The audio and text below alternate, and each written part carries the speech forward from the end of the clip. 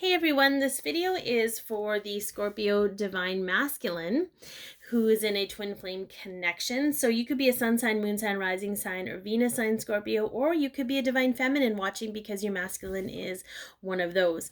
Either way, I'm grateful that you're here. It is a generalized reading, so take what resonates, leave the rest. Some of it might be for you, some of it might be for someone else.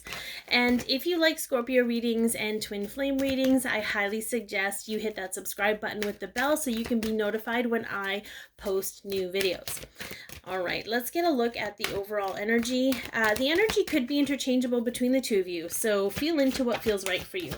The overall energy between the two of you. Okay. Oh, look at that. Falling in love. Dang. Kissing the divine in another, in yourself. Okay. So there is a depth of an expansion of love is what I'm hearing, an expansion of love between the two of you. You could be experiencing greater inner union. I love that he's an angel and she's a mermaid, like two completely different worlds. So the two of you could come from very different worlds.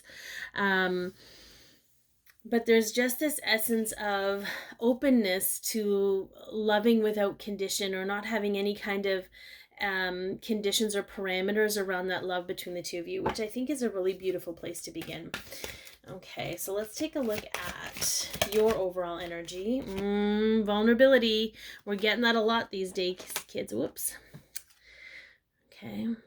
In order to truly receive and experience love, there needs to be an essence of vulnerability. There needs to be a receptive energy. So there needs to be an openness and a trust. You know, she completely trusts that mermaid. Okay, she's completely trusting of that mermaid holding her. Right? There's just a surrender in her energy.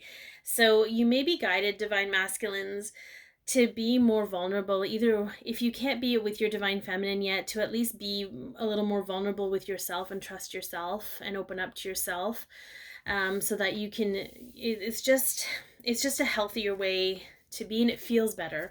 We're not taught that. We're not taught that we're supposed to be vulnerable. We're taught that we have to put walls up because we don't want to be in pain, right? We're taught that vulnerability is weakness, but I'm just saying, you're shifting, okay? And what's your overall energy of your divine feminine?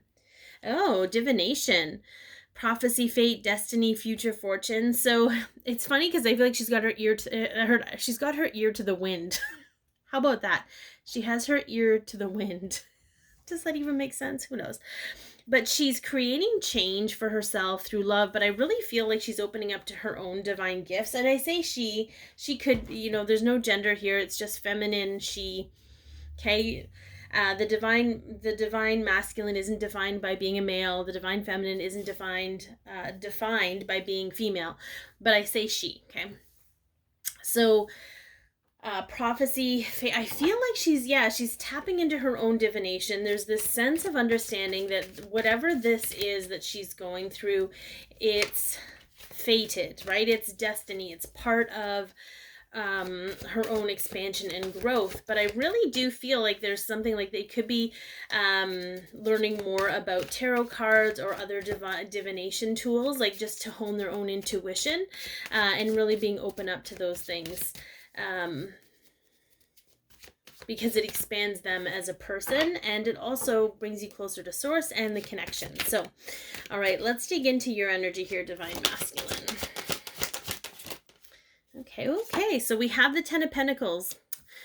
I know, pentacles, I'm always like pentacles, or Ten of Pence, right? We do have the Three of Pentacles on the bottom. So there could be some kind of third-party situation. So you could be in a long-term commitment or in a relationship that suited your legacy, right? The Ten of Pentacles is family values around money, family beliefs, okay?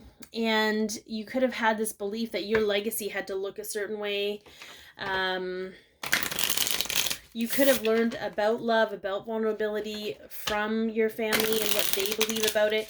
And not necessarily the things that they've talked about, but how they operate from a space of love, like where if you have This is what they're showing me. If you have like a controlling mother, she does that out of love, but really it's out of her own fear of things, right? It's not really out of love, and it may not make you feel very loved. So it's really shifting a whole lot of belief systems around that maybe, you know, your family's narrative around love. Okay, but I do love this. We've got self-indulgence, focus on self-worth, right? Time to heal.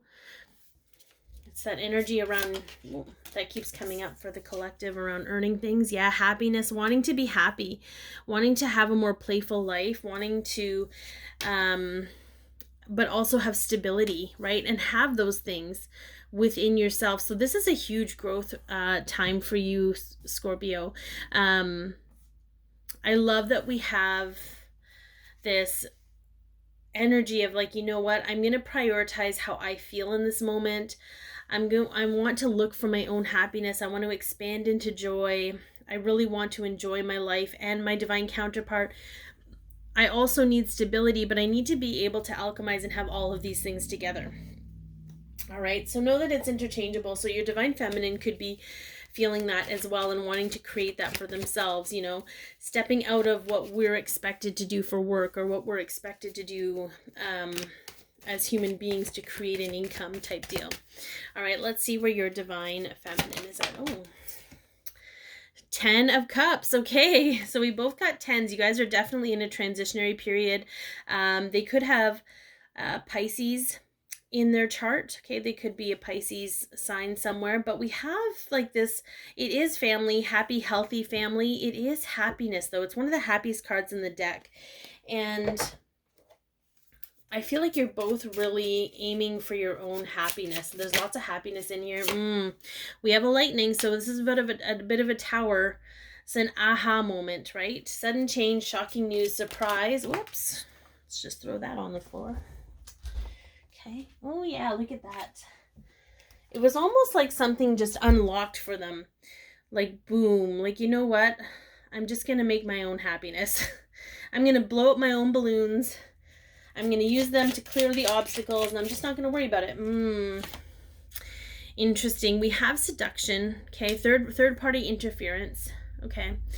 So I'm going to go, there's two things that are showing up for me here. Okay.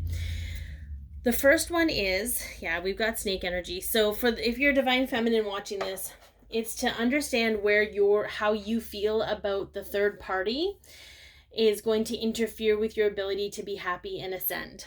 Okay, it's not what they're doing, it's how you feel about what they're doing. Because as long as you're caught up in how you feel about it, you're going to give your attention and energy to that third party person that you clearly think is a snake. So the second one to that is the seduction of the old ways.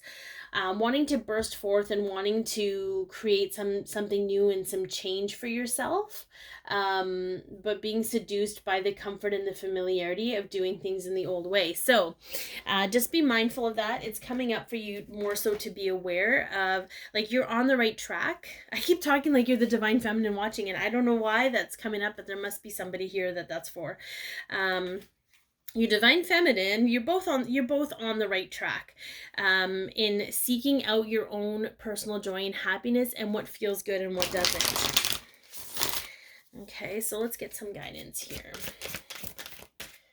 Okay, direct your energy. So the Page of Wands asks you to learn how to direct your energy, or is recognizing that you're trying to. This card is a fiery energy that can be a catalyst or chaos. If you can learn to channel your focus and energy, you can achieve much in the way of creation. This may be a good time to start a new creative project. So my energy is focused and anchored. And I think that's coming up because we have this energy of being like wanting to be seduced by the old ways or by our feelings, our low vibrational feelings we might have about someone else because of their behavior, right? So all of that stuff has to be uprooted and released. And sometimes the only way you can do that is to really focus on what you want versus what you don't like, right? Focus on what you like, focus on what you really want to do, because even for both of you, it's just like you can't You can't stay in the energy of something you don't like and then experience what you like, if that makes sense. And I know we're not taught that. We're taught to focus on things that don't we're that we're not happy with, so that we can change them, or we can fix them, but we're giving our energy to something we don't want to continue in our lives and in our peripheral. So anyways, I hope that this has helped. Be your peace, love yourself, share your light, and have an amazing day.